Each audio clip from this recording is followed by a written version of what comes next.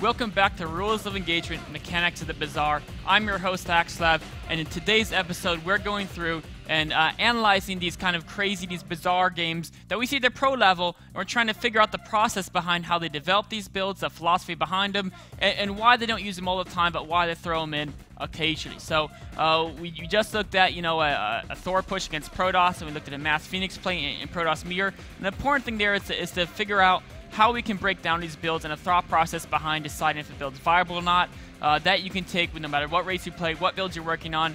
Use that same process. But now let's talk about that process again with Leanock versus Oz in a kind of a speed lean, a little bit of a cheesy opening against Protoss. We're going to talk about the build philosophy first. The build philosophy behind this build is really a couple of points. One is make sure that Protoss doesn't see you're doing it. As with any cheese build, you've got to hide the build. We'll say how he does that. The second step, that's actually basically the only step to it. Possible follow-ups, so we'll get to those, and then we're going to talk about can it become standard. Let's jump in and talk about basically how you make this build not visible to the Protoss. So we have Leanock here. If you're going to do a cheese, pretty much every Zerg cheese needs gas, right? So does he get his gas now? No, he doesn't, right? Why not? Because the probe can see it, right? Just right now, he's just finally, the probe is left because the probe is scared about these Zerglings popping out, right? So right now, he's going to get the gas. As soon as the probe leaves, he's like, okay, it's not going to come back, because if it does come back, my Zerglings will kill it before it can get back to this point. So I'm okay getting my gas. The next part, he says, you know what? This game, I'm going to stay at very low econ. Right now, he's at 14 drones. I think he goes up to about 21. But just because he's going to go low econ, he's still going to get this third base. Why is he going to get the third base? Well, you know what? The Protoss, if they don't see a third hatchery going down at around 4 minutes, they're going to be thinking something's funny going on. So I'm going to build it anyway, even though I have really no intention of using it, at least not using it to the extent where it's worth that investment. So he's got to get it anyway. This part here of the build, if you're playing, gold, diamond level, or whatever, actually, diamond, you probably should do this. If you're playing gold or below, this is a move here. It's a psychological move where you're assuming they're going to scout. You may not need to do this move to make this build work. So this is something he does at the pro level. You may not need to do that back at home. Now the next step is he's pretty much, there's no way the Protoss can tell he's doing this cheese build. Right? He's already teching lair. How can he tech lair so fast and get the oldest gas mine gas and get a third base? He only got one queen. Right? But the idea is that if he denies the probe getting up the ramp, Protoss can't really figure that out. They're not going to know what's going on, so it's all good. Now the next thing he needs to hide is basically he needs to hide the fact that he's going to put an Nydus into Protoss base. Now I'm saying, wait a minute, doesn't every good Protoss surround their base with pylons, right? And then the answer is, no, they don't. If you look at pro games, they don't. And it's not because they're dumb, it's because there's a section of Protoss builds. Let's call them Warp Gate All-Ins. Let's call them Immortal Sentry pushes. These early pushes where, you know what, the Protoss only gets 3 or 4 pylons total in their main and natural, depending on how many proxy pylons they're going to build. 3 or 4 pylons, right? Well, you got to have one here. You're going to probably put one where you build a bunch of buildings that's not going to be right at the edge where the Zerg can see it. You've only got 2 more pylons, right? You're going to have one there. You're going to have one here and over here. No, you're not. So if a Protoss is going to do a Warp Gate or any type of aggressive build, they're not going to have their whole base in detection if, this is a big if there's a relatively large main and natural space on the map, right? Build philosophy. Pick a map where you have that space, right? That's a big part of philosophy. You got to pick the right map, and you got to do it knowing that there's a good chance your opponent's going to go for one of these aggressive builds. So Leanock then is going to drop down this Nydus, right? In this case, you know what? He's got bad luck. The Protoss can see it, but he's got good luck. Excuse me. He's got good luck in that the Protoss units are out here, not really fast on pulling probes. So we're going to pause it right here, and this is where a lot of people turn it off and say, this build can't work. You know why? Protoss is playing a little bit better. If it wasn't just a high-pressure situation at MLG tournament, he wasn't busy microing his Stalkers and Zealots at the front there, he would pull probes and kill this Nydus. Well, you know what? That's true, but Leanock could have easily, let's check out the Protoss viewpoint. He could easily put the Nydus 2 squares to the right, right? And then Protoss would never have seen it, right? It was kind of a mistake from Leanock's part, but it was a mistake because he never knew there was that pylon there.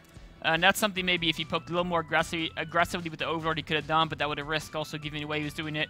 It's kind of a little bit of, who knows what would have happened, but There are places he could put the Nydus where it wouldn't be seen, given Protoss is doing a Warp Gate aggression build and that they don't get suspicious from the opening. So that's the build philosophy. Now, the interesting part of this is potential follow-ups, right? Assuming you get the build to work, I'm going to flip it to all of you here. Assuming the build works, what's going to happen is, we're going to fast forward this. This is something, you know, don't make the Protoss cry too much in the audience. Protoss is going to lose their Nexus every time. Every time if you get this Nydus up, there's no matter what build Protoss does, if the Nydus gets in, they will lose the Nexus in the main off of the Forge expand. Because Warp Gate doesn't come up in time to defend it. Their first Warp in comes by the time the Nexus is dead. This little defense here, you could be saying, why is Protoss doing this, right? He's standing to do his probes. Well, you know what? He's got 40 probes in one base. He can afford to lose a few of them and won't affect his economy. And he's trying to basically save these Warp Gates, right? So this is the point where we can talk about potential follow-ups from a Zerg point of view, right? And there's a couple, right? One of them, we look at all this gas Leenock mined, right? He's saving up a lot of money. This isn't bad macro. He's saving up because he has a particular follow-up I'll get to in a bit. But he has a lot of gas banked up. One follow-up he could have done is after this, he could take all his guys off gas. He would have had, he could have spent all this minerals he has saved up on like 20 drones, 2 queens, and another hatchery or something like that, right? He could have just gone pure mineral economic investment. And you know what? That would be interesting. I think he would be ahead doing that. It's hard to tell, though, because he's down by so much economy that the Protoss could retake their main, and it might be equal. I don't know. By the time Nexus finishes, he'd have a lot of drones, especially if all this money was in him. It's a hard call. One of the reasons why he might not want to do that is because look at his production. He's got 1 queen. He's using it with the attack. Not so many injects, so even though he has a lot of money, he can't make a ton of drones. So another potential follow-up, we can look at that. Mutalist. People say, you know what, Mutalists are always a fun thing to do. Well, he can only get about 4 I mean, actually, building a Spire would have been expensive. You could get like 3 Mutalists. I mean, 3 Mutalists, okay, where are you going to harass? Well, they got cannon at the front, and they can put like 2 Stalkers there, and then your Mutalists can't do anything. So, Mutalists aren't very good. You don't have the economy to afford them. A Roach bus, right? He could have followed us up. He followed up with a Roach, with Hydra Den. We're going to get to that. A Roach bus to the front. You know what? That actually has a very high chance of success. But what if the Protoss builds a bunch of cannons here? They like scout it, and then they make sure you can't get any future Nyduses up in the main. That could be a little problematic because your economy is still poor. You know, in this case, he has a robotics. He can crank out Immortals. Roaches are actually not super great in this situation. Infestors, right? Everyone talks about how good infestors are. Well, for small units to gateway units, like take these probes out of situation, right? Look at Oz's army. Actually, switch unit tab. He's got 3 Zealots and 1 Stalker. 1 or 2 infestors, would they really do a lot against that? Well, you could fungal them once and you're doing a little bit of damage, but it's not. Infestors are very effective in large-scale engagements. Not too great for small units small groups of Warp Gate units. The one great thing infestors could do is they could sit in the high ground, fungal probes. That could be nice. That's a great harass if you can protect this Nydus. The question is can you protect it while getting the infestors? I don't know. If you could, that would be great. Now, we're going to get to Leenock's follow-up. So, we're going to fast forward a bit here. This Nydus is going to go down, but he still has a decent number of speed. The Queen's going to get cut off guard here. He's going to probably start rebuilding some Queens as well in a little bit. I imagine he will be. Actually, he might not need to. He already has creep tumors here.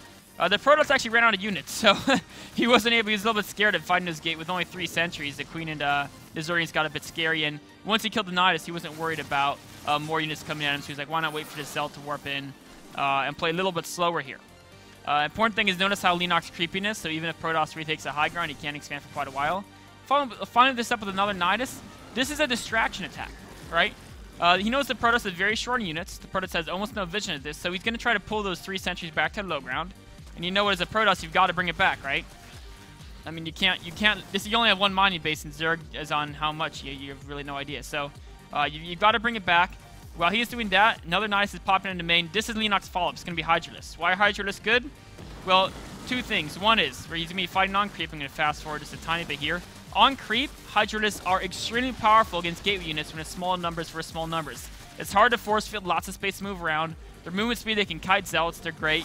He's going to defend a little bit of a counterattack here. And once he defends this, we're just going to fast forward. It's a pretty simple defense.